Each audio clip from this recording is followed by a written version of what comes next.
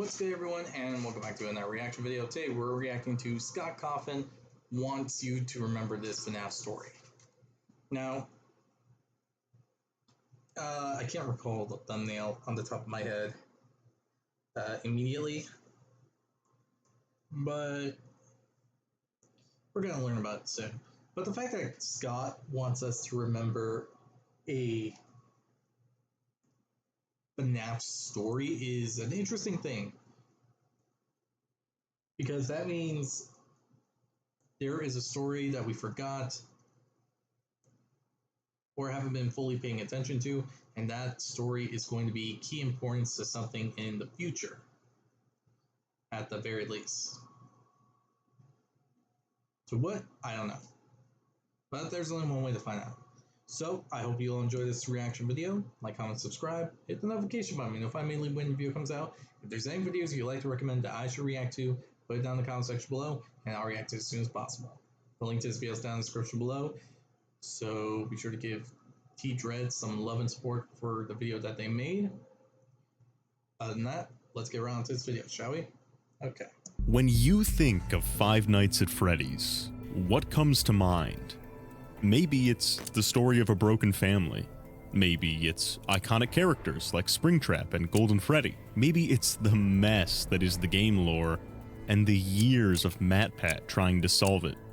Those are the things we usually think about. Okay. But here's a better question. What does Scott Cawthon think about when Five Nights at Freddy's comes to mind? Because I'm confident that the answer isn't what you'd expect. Across its multimedia history, FNAF has told a lot of stories through games, books, movies, and even spin-offs now with the Fanverse initiative. And good old Scott is always moving from one idea to the next. Except for once. This is Into the Pit, a FNAF story that Scott has revisited. Oh. You know what? That's on me. I should have realized that. That was so obvious of an answer that I'm a bit ashamed that I didn't really realize it. So, Into the Pit. Yeah. That honestly is an interesting one. Because there was so many things involving Into the Pit. Like a game, the book, I think an alternate version, a guide path, I believe it was called, and other things. So, yeah, the fact that Scott wants us to put our attentions to the book, Into the Pit, it's actually really interesting, in all honesty. 3 different times. And that's super unusual behavior for him, because as any FNAF theorist knows, Scott can barely stay on one plot point long enough for the community to figure it out. Yet, here we have a story he deliberately revisits again and again, each version being slightly different and adding new lore. And after a closer look, I think Scott is using this plotline to confirm a detail the community has been speculating about for years. So come on, my fellow detectives, let's line up our 3 most important versions of Into the Pit and explore them one at a time. Scott Cawthon's first run of this story was the starting entry of the Fazbear Fright series. To give as quick a breakdown as possible, Into the Pit follows a young boy named Oswald who's fed up with his boring life after his dad takes a new job. His father drops him off every day at Jeff's Pizza while he works. Jeff's is not impressive.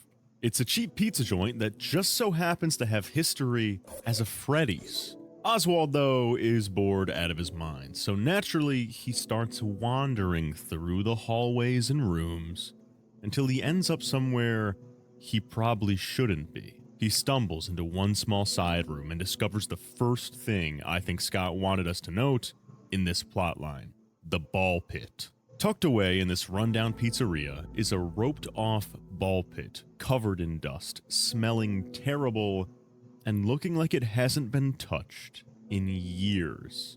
And in an effort to get back at his dad for being poor or something, Oswald dives deep into the pit to hide. Good plan, Oswald. Your stupid dad will never find you now. Except after a few minutes, he realizes that he may contract various diseases, and so he climbs back out in 1985. Jeff's Pizza has completely transformed into the 1985 Freddy's, but it's not run down or abandoned.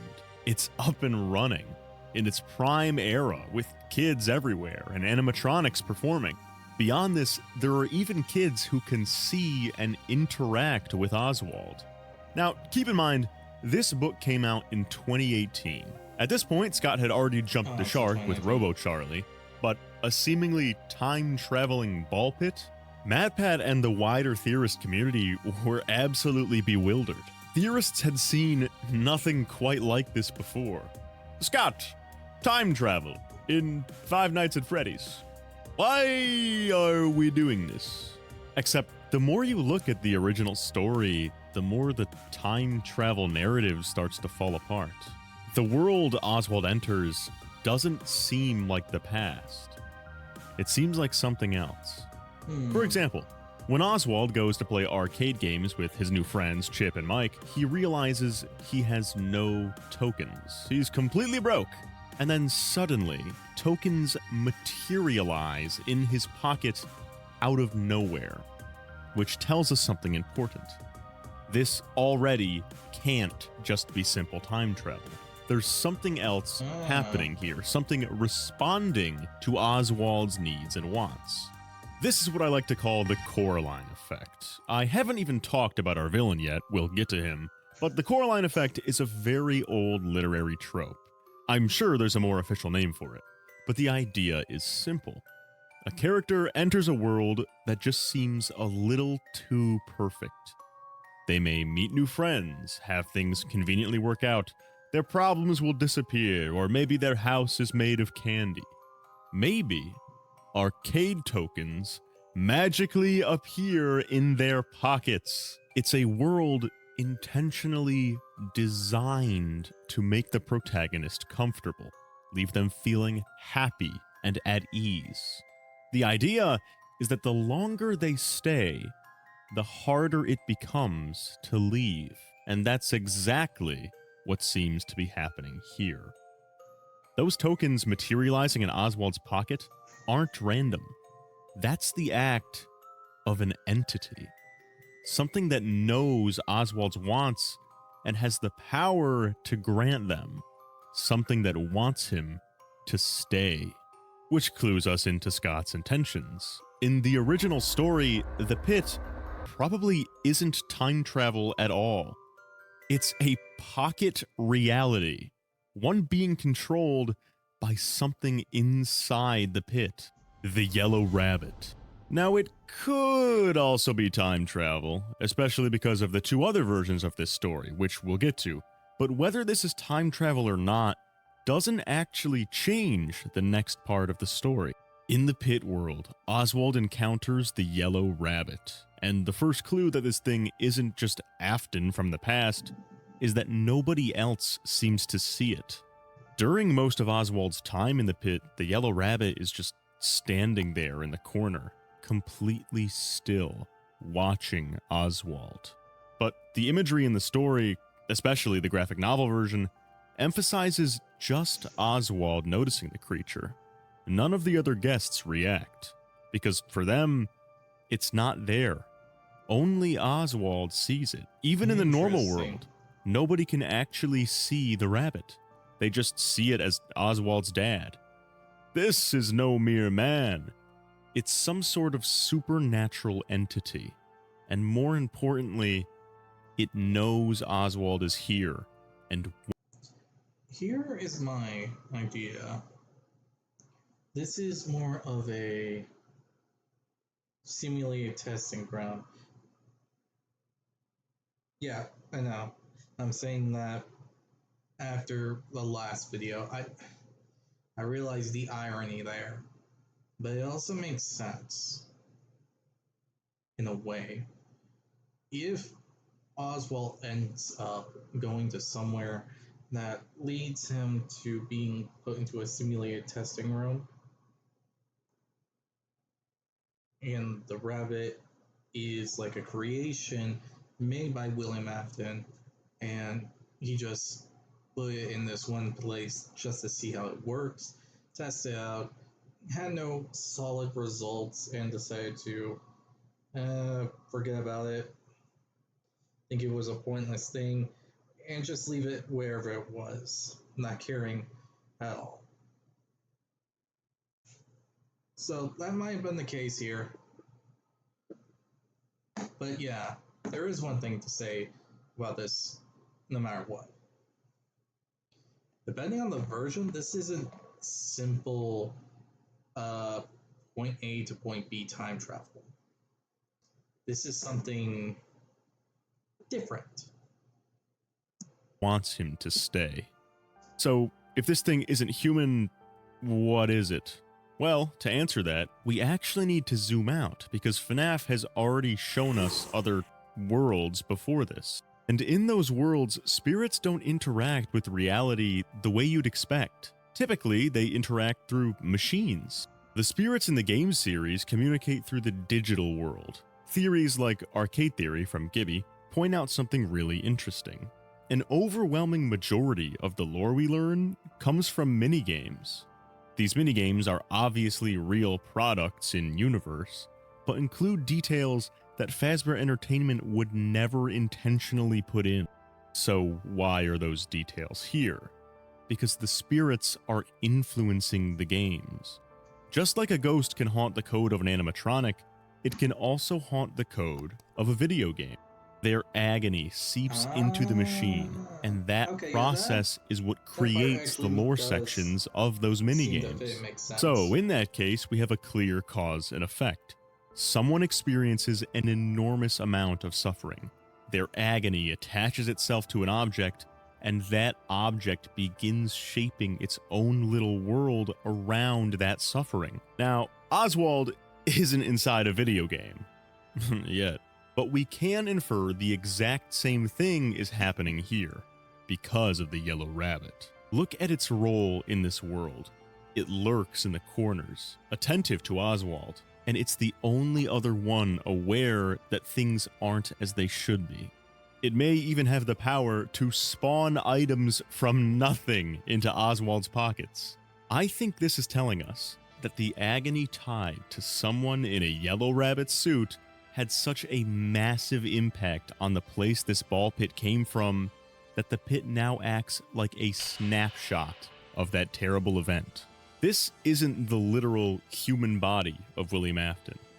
It's a fearful reflection manifested around this old, bloody ball pit.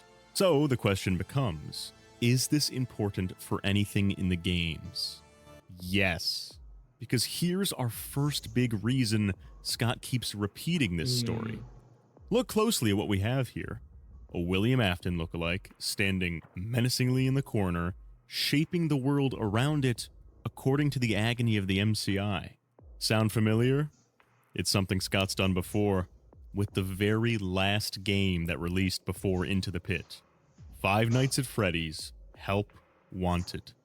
Specifically, the character known as Glitch Trap. Yeah, right before Into the Pit, we just so happened to get another... That's an interesting thing. Alright. This is really interesting in all honesty now. Because I never really clicked that connection into place. So, that would mean that...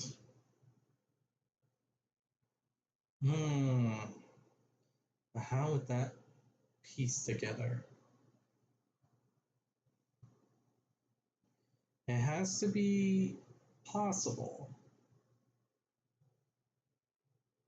Because that version of Springtrap is able to react to interact and not be seen by people. Comments said and done are noticeable. Interesting. There is a lot of stuff to really think about here. Another story about a spooky yellow rabbit thing standing in the corner. and this one appears after the developers of the VR game scan in old Fazbear circuit boards to speed up development. And the moment they do this, the code starts behaving strangely, taking shape by itself.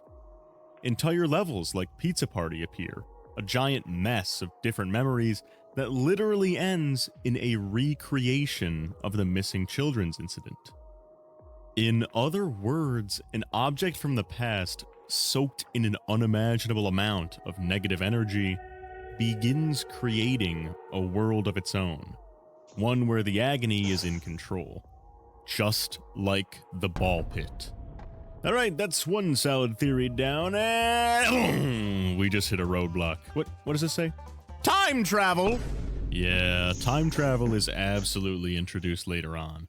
First in the Frights timeline, where Larson literally just fucking travels back in time to save a kid, and also in the other two versions of Into the Pit, where you can bring random rats between the timelines, and random kids in distress exist in a way that would not benefit Pit Bonnie if his goal was just to keep Oswald here, and you can just fucking leave the grounds of the pizzeria in the past and be totally fine, which, if it was a memory world tied to the pit, it would presumably depend on proximity to the pit to function. So the pit is just a gateway. And that's not even the worst of it, because in the interactive novel Return to the Pit, one of Oswald's friends from the pit shows up as a grown-ass man in Oswald's present time and remembers him, revealing that a bunch of other kids also went into the pit, and then Oswald gets fucking shot by the military. Don't even get me started on GGY. Basically, Pit Bonnie is a time-transcended being that can move in 4 dimensions and spawn matter into reality, so moving on from that, let's just lock in on our next version of Into the Pit. Now, the game probably isn't taking place in the main game timeline, but it still reinforces a bunch of theories the community has had for years. For example, this little detail right here. I haven't got the interactive novel. Okay, I don't have it. I didn't think it would be. Now I'm regretting it. Note to self, get the interactive novel.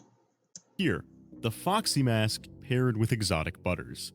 That's a pretty subtle reference, but it actually points to one of the longest running theories in the series, bars, the identity of Foxy Bro from Five Nights at Freddy's 4.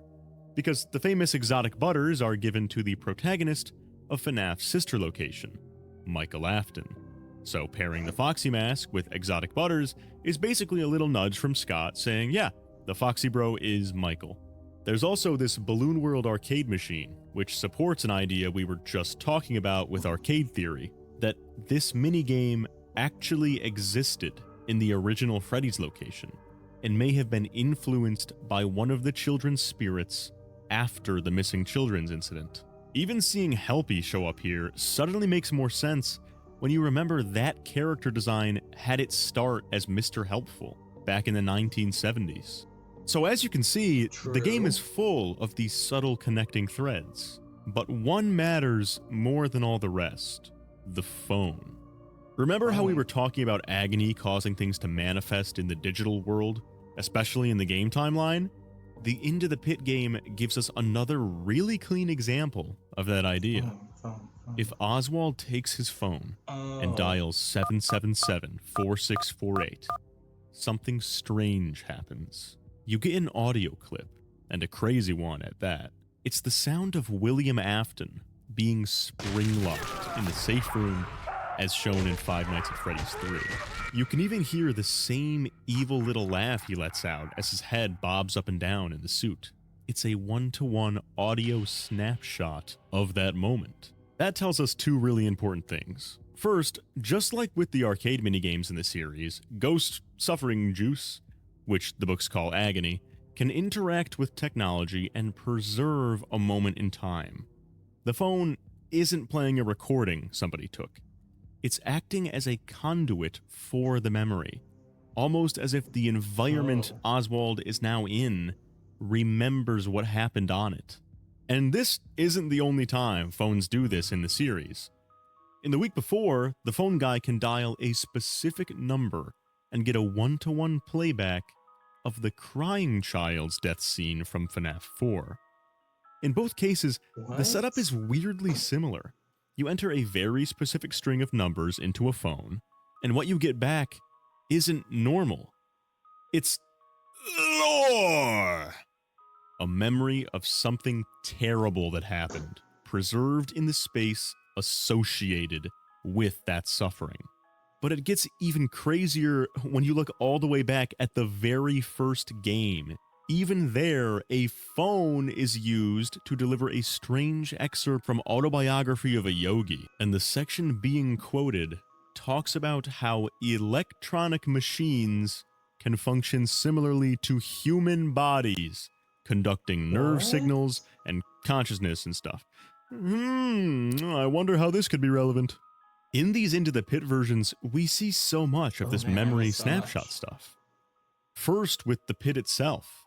The agony from the Well, I missing didn't children's realize incident anything. leaves such a strong imprint on the environment that the pit can recreate or literally fucking teleport you to the past without even needing a digital medium. Then there's the phone. This device somehow holds the memory of Afton's death, another moment of extreme suffering. But I still need to bring up the second important thing this phone shows us. Every supernatural event we've seen in the story so far ties back to the 1985 Freddy's location itself, the place where the missing children's incident happened.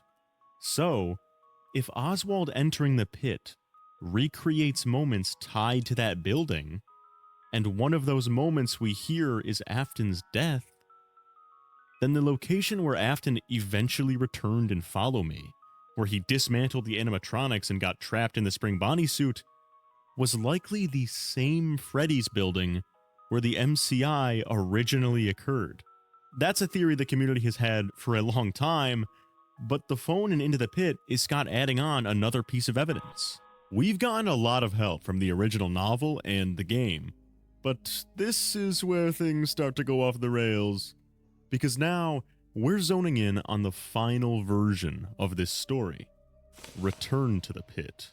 And this is the one that drove me, Gibby, and basically every FNAF theorist completely insane. Because this story contains some of the weirdest shit we've ever fucking seen in this franchise. One ending has Oswald running into his friend Chip, the one he met in the pit. Except now, it's present day, so Chip has officially reached Unk status. So naturally, they set up a team of military veterans and gunmen, and they all decide to go pit trap hunting. But as established, Pit Trap has reverse flash levels of power, so he slimes the fuck out of them, and Oswald gets murked. But there's another path we can go down that matters way more, because it calls back to something we already talked about earlier. Oswald can win a pair of yellow rabbit ears in the 1985 world. Cool, he has a new toy now. Nothing to note. That is, until he puts them on and gets brainwashed. That should sound very familiar. A rabbit-themed accessory obtained in the place that the yellow rabbit controls. It gets put on someone's head, and they end up getting mind-controlled. These Help Wanted connections don't stop. It's the Vanny Mask all over again. And now, with three different versions of this story, each with their own connections, I think we're allowed to say this is a definite pattern, a definite relationship between Help Wanted and Into the Pit. Pit Trap and Glitch Trap have more than just looking like Afton in common. They function alike. They're at least partially the same type of entity that can do some of the same things. The type of entity Glitch Trap is, and the way that Agony can influence the world around him, seems to be what Scott wanted us to take away from the Into the Pit narrative. But there's one part of Return to the Pit we haven't touched yet, and it might be the most crucial one of all because it relates to the original trilogy of games, the 8-bit escape route. After finishing a full run of the interactive novel, Oswald gets a Faz coin. He goes to the 8-bit escape arcade machine and slots the coin in. And after that, he gets pulled inside. So now we are inside a pit, inside 1985, inside an arcade machine. Awesomeness. What? But despite being turned into ones and zeros, Oswald is fully sentient in here. He can make decisions and retains all of his cognitive function. Just like we've been talking about, and like Gibby's pointed out before, these games can carry a consciousness. As Oswald continues, we realize that the game is some sort of retelling of the MCI and Happiest Day. Oswald finds 4 pixelated kids tied up. Obviously the yellow rabbit's doing. He starts untying them as quick as he can, but the yellow rabbit catches up to him. He'll have to confront him. But that's when the yellow rabbit slams the party hat down onto Oswald's head, and he just stops in a daze as the rabbit attacks. But it's cool, because Oswald is apparently the protagonist of ReZero now, so he respawns and runs it back.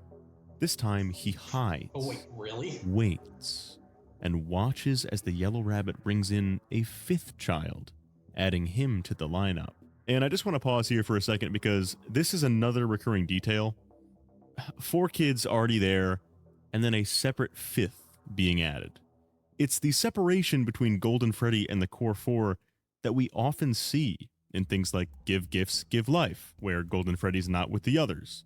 Follow Me, where Golden Freddy doesn't have a suit like the others. And FNAF 4, where Nightmare Fredbear appears on his own, separate from the others. It's a consistent separation Scott makes that may be telling us there are unique circumstances for Cassidy's death. Anyway, back to our immersive retelling. This time, Oswald avoids Pit Bonnie, navigates himself to the dining room, and gets a birthday cake to give to the 5 kids. You already know where this is going. Just like FNAF 3's Happiest Day, cake is somehow the way to freedom. As the kids dig in and chow down on the cake, Pit Bonnie fucking explodes and Oswald gets yeeted back into the real world. Present day, where everything is normal. Except there's a newspaper nearby, and the headline reads, "Kids saved from certain death. Whole town rejoices." The MCI never happened. So now we have a serious problem, because if what Oswald did in that arcade machine actually changed reality, then Scott is trying to show us something very specific by adding this plotline to his 3rd run of the story. If interacting with spirits inside a digital space can affect the real world, that lines up perfectly with something we've known for a long time, all the way back in FNAF World, when Glitch Bear says, "Everything that happens out there has an effect here." In other words, the things Oswald does inside the arcade are affecting the world outside of it, and likely vice versa. And we've literally seen this happen before. In Happiest Day, the player of FNAF World kicks things into motion by setting up the pieces as a digital sprite, pushing shit into boxes. In FNAF 3, Michael can access those digitally set up pieces through the actions he takes in the physical world as the night guard, such as typing a code into the fucking wall. By the end of it, we use the digital Happiest Day minigames to give cake to the children, which has the effect in the physical world of the spirits being freed. So Scott wasn't just doing crack for this book, he's always been doing crack.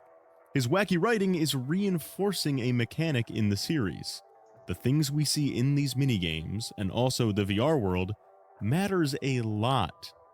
Interacting with the spirits through them can change those spirit circumstances in reality, which is insane, and probably one of the craziest and most important mechanics Scott's ever introduced. So, after all that, is there any important lore in Scott's favorite FNAF story?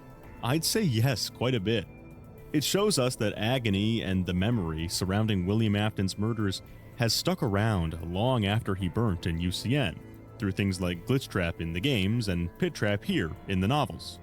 It shows us that this Agony has the power to alter the world around it through the VR game's code taking shape by itself and producing AI slop levels like Pizza Party. At the same time, it also shows us that digital stuff like the arcade games, VR games, and minigames aren't just set dressing. In fact, they're the most important way to change the fate of these tormented souls. If you enjoyed this video, please leave a like and... Honestly, that was an interesting one. But I do have to agree, this does show us a few things. That the power of agony and other factors is really powerful. That it can shape, warp, and manipulate everything to such a unique and refined level that it is astonishing how things go, and all, to be completely honest. And while the timeline doesn't really give us a truly good ending when it comes to these things, it does show us that if the situation is right, then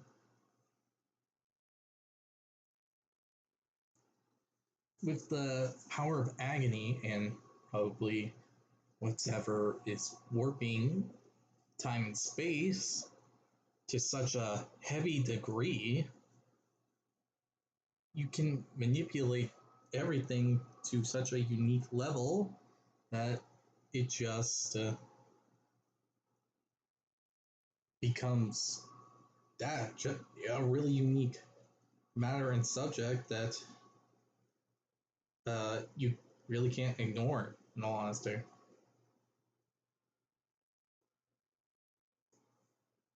Which is really cool in a way. Hmm. Anyway, not much else to really say, though it is still an interesting subject to see how it all warps and all that. Everything warps, everything changes, everything can be manipulated in such a unique way that you just can't help but think, oh, yeah, that's actually really interesting. Honestly, I don't really know what else to really think about the matter. It seems pretty simple, but it just leaves the big question: how is this possible?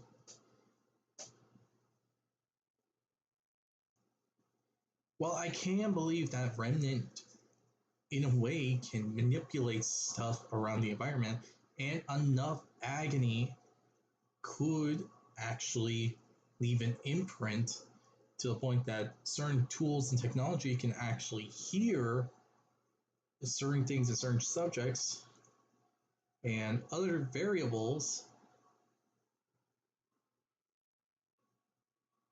from uh from the distant past, current era, and so on.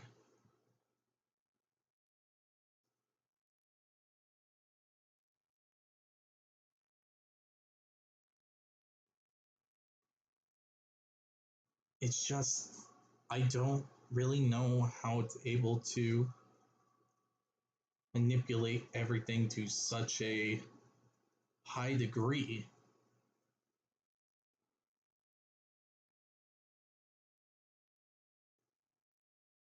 Hmm.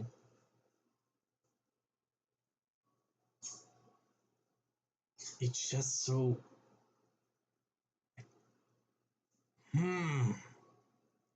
don't understand it.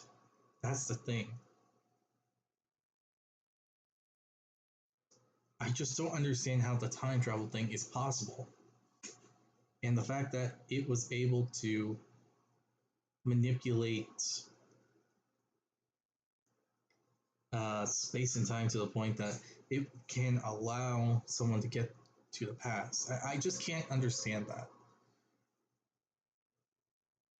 I don't know. Tell me your thoughts in the comment section below. I'd like to hear your opinions and all that. So, with this said, I hope you all enjoy. Like, comment, and subscribe. Again, as I said. And I'll see you all in the next video. Bye.